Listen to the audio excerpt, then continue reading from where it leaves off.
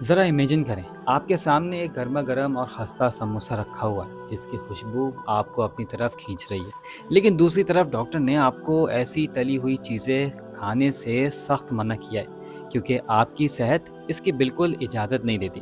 اب اس ایک سموسے کو دیکھ کر آپ کے اندر ایک شدید جنگ شروع ہو جاتی ہے۔ آپ کی عقل بڑی سنجیدگی سے کہتی ہے کہ خبردار، اسے مت چھونا، صحت خراب ہو جائے گی، مگر دوسری طرف سے دل بڑی معصومیت سے پھسلاتا ہے کہ یار بس ایک ہی تو سموسہ ہے، کھا لو، کچھ نہیں ہوتا۔ چند سیکنڈ کی اس کشمکش میں دل جیت جاتا ہے اور عقل ہار جاتی ہے، اور آپ وہ سموسہ کھا چکے ہوتے ہیں۔ لیکن مزے کی بات یہ ہے کہ وہ خستہ ذائقہ جیسے ہی حلق سے نیچے اترتا ہے، فوری لذت کا جادو ختم ہو جاتا ہے اور عقل کا پچھتاوا شروع ہو جاتا ہے۔ آپ سر پکڑ کر بیٹھ جاتے ہیں اور خود سے کہتے ہیں کہ یار مجھے یہ نہیں کھانا چاہیے تھا۔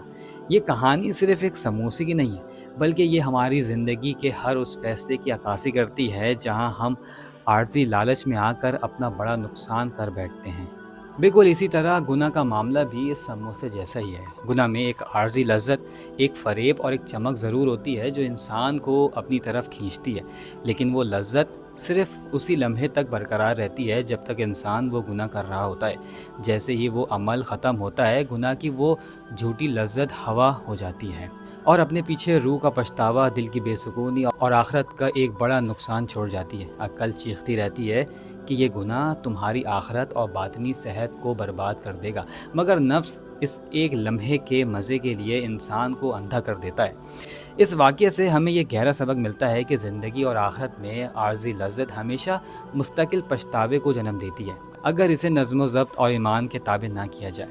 چاہے وہ صحت خراب کرنے والا سموسہ ہو یا دل کو داغدار کرنے والا کوئی گناہ، ہمارا نفس ہمیشہ فوری اور سستے سکون کی طرف بھاگتا ہے۔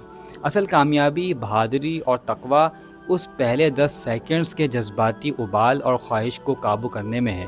اگر ہم اس نازک لمحے میں نفس کے عارضی بہلاوے کے آگے گھٹنے ٹیکنے کے بجائے عقل اور ضمیر کی پائیدار آواز کو مان لیں تو ہم دنیا کے پچھتاوے اور آخرت کے بڑے نقصان دونوں سے ہمیشہ کے لیے محفوظ رہ سکتے ہیں۔ اپنے آج کے چند منٹوں کے مزے کے لیے اپنی ابدی زندگی کو داؤ پر مت لگائیں۔